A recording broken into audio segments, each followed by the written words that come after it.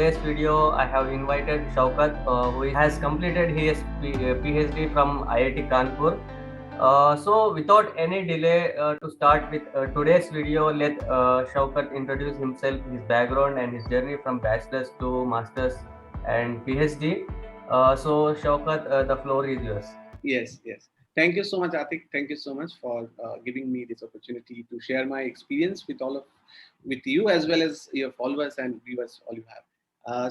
My name is Shaukat, as Atik mentioned, and I have just completed my PhD from IIT Kanpur. And before that, I completed my master's from IIT Roorkee in 2015. And I did my undergraduation from Jadavpur University. I completed my BTech in 2013. So my core subject is civil engineering. Then I did my master's in geotechnical engineering. So by geotechnical engineering, I don't know, some of you may know that it works with the foundation, mainly foundation engineering, any foundation, any sort of foundation. And I did my PhD as well on one specialization of geotechnical engineering itself, which deals with the properties of crushable sand, how the crushing of the sand particles or the ballast which are laid on the railway tracks, these properties are going to affect the overall behavior of the railway tracks, or even many of the other examples can be there where the crushing of such ballasts under the when they are subjected to different rates of loading, they can go ahead. So yes, I completed my PhD in 6 years, which is a bit longer than expected due to COVID, given the pandemic situation.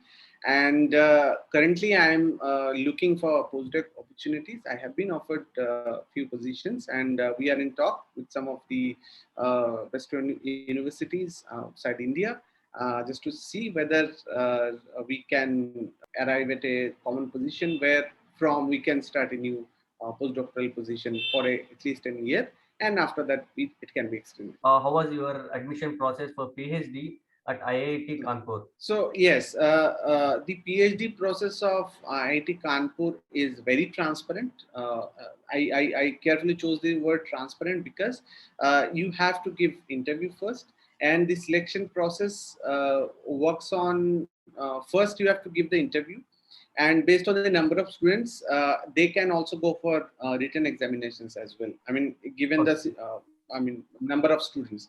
I mean, if they are going to take around 6-7 students and the total applicant is around 20 or 21, then they will straight away go for interviews.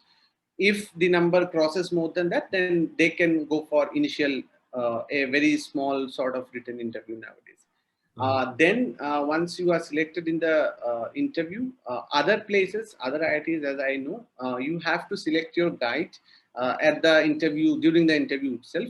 But IIT Kanpur is very transparent from the perspective that they give you the opportunity to talk all of the faculties in the department after you take the exam. Take the admission, and during your coursework, you will either interact with the faculties, and you will get to know more about the faculties and also your interest, that okay, this subject is you are liking that subject more and you want to work on that. Because you see, during our masters or undergraduation, we don't have much, a deep idea about which technical lines you want to get into during your PhD. But once you start working on it and once you start studying the subjects as well, it may happen. For example, when I came, uh, I had some preoccupied thoughts that okay, I will work on this area, this area, this area. But when I attended the classes, I felt that the area of modeling, the Hmm. area which I have worked on, continuum modeling, was more, convincing me, and I felt like okay, this mathematics and how these things are working on.